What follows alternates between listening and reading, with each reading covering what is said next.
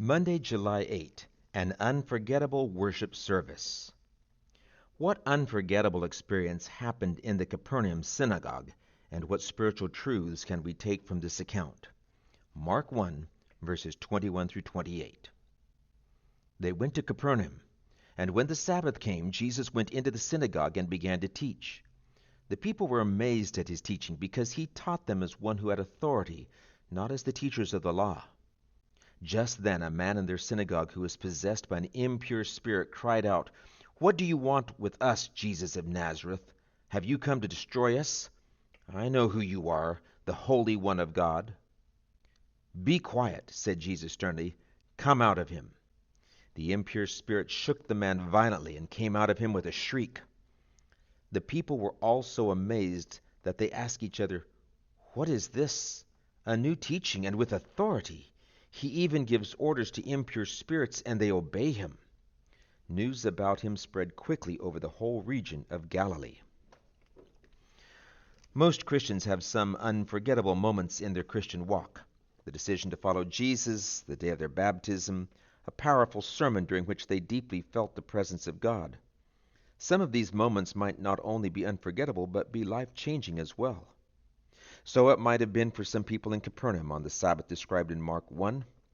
They were astonished at his teaching, for he taught them as one having authority, and not as the scribes. Mark 1:22. As Jesus was teaching, a demon-possessed man, no doubt impacted by the power of Jesus' teaching, shouted, "What have you to do with us, Jesus of Nazareth? Have you come to destroy us? I know who you are, the Holy One of God." Mark 1:24. And Jesus cast out the demon. Think of the implications of these words from the demon. First, the demon recognizes Jesus as the Holy One of God.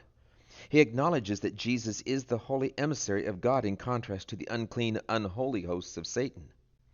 In a worship setting, one expects holy things in individuals, not unholy and unclean things. Thus, in this story, there is a sharp contrast between the forces of good and the forces of evil. We can see here the reality of the great controversy. People might not yet know who Jesus is, but the demon certainly does, and publicly acknowledges it as well. Next, the command to come out of the man is understandable, but why the command, "Be quiet"? Beginning here in Mark, a remarkable motif appears: Jesus' call for silence regarding who he is. Scholars call this the messianic secret. Jesus' call for silence makes good sense because of the political overtones of messianic expectations in his time. It was risky to be a Messiah, yet mixed with the calls for silence are the unmistakable revelations of who Jesus is.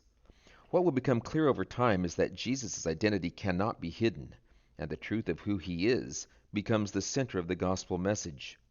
People need not only to know who Jesus is, but also to make a decision about how they will respond to his coming and what it means for them. In seeking to witness to others, when might it be prudent not to present all that we believe regarding present truth? Okay, see you tomorrow. Please share to those whom you think would like to read our lesson too. Do not forget to follow for more. See you.